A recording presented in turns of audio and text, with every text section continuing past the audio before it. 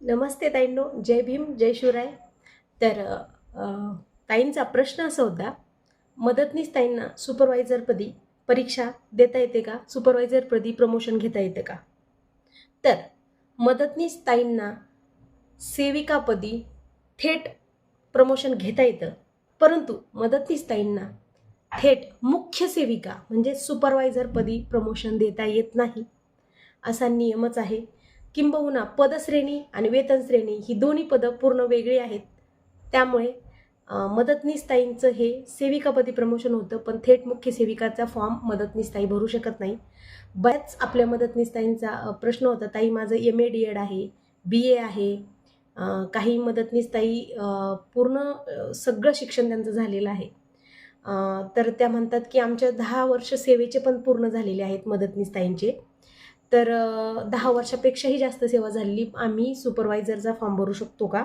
तर माझं त्या मदतनीस ताईंना हात जोडून विनंती आहे की ताईंनो, तुम्ही मुख्य सेवेचा डिपार्टमेंटल एक्झामचा फॉर्म भरू शकत नसलात तरी तुम्ही सरळ सेवेतून जे 50% कोटा आहे, ज्याला फक्त ग्रॅज्युएशन इतकी अट आहे, त्या कोट्यामधून तुम्ही सरळ सेवेतून मुख्य सेविकेचा म्हणजेच सुपरवायझरचा फॉर्म भरू शकता. परंतु सेवेत असताना तुम्हाला सुपरवायझर होता येत नाही. त्यासाठी सेविका पदाचा किमान 10 वर्षाचा अनुभव लागतं. तुमचं वय 45च्या आत लागतं आणि शिक्षण देखील ग्रॅज्युएशन लागतं. त्यामुळे मदतनीस ताईंना सुपरवायझर होता येत नाही. ही खंत आहे, कारण ही पदश्रेणी आणि वेतन श्रेणीतला बदल आहे. जसं की मी दुपारीच तुम्हाला उदाहरण दिलं की हवालदार किंवा अगोदरचं जे पोलीस कर्मचारी असतात त्यांना डायरेक्ट PSI DSP असं होता येत नाही. ते स्टेप बाय स्टेपच जावं लागतं.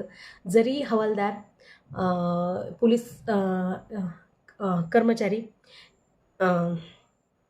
हे जास्त शिकलेले असले तरी त्यांना डायरेक्ट वरचं पद मिळत नाही. त्याप्रमाणे मदतनीस ताईला देखील क्वालिफिकेशन असूनसुद्धा डायरेक्ट सेवेतून मुख्य सेविका होता येत नाही. तिला अगोदर सेविकाच व्हावं लागतं आणि सेविका झाल्यानंतर सुद्धा जर तुम्ही मदतनीस अगोदर 10-15 वर्ष काढलेली असेल किंवा 4-2 वर्ष काढलेले असेल तरी सेविकेचा अनुभव हा नव्याने पकडला जातो. मदतनीसचा सेवा काल ग्राह्य धरला जात नाही. त्यामुळे फक्त आणि फक्त अंगणवाडी सेविकेचा कार्यकाल 10 वर्षाचा पूर्ण लागतो. धन्यवाद. शंका निरसन झाली असेल. या आणि अशा ऑथेंटिक माहितीसाठी आपल्या चॅनलला कनेक्ट राहा. आपले व्हिडिओ जास्त करून शेअर करा. जय भीम, जय शिवराय, जय महाराष्ट्र ताईंनो.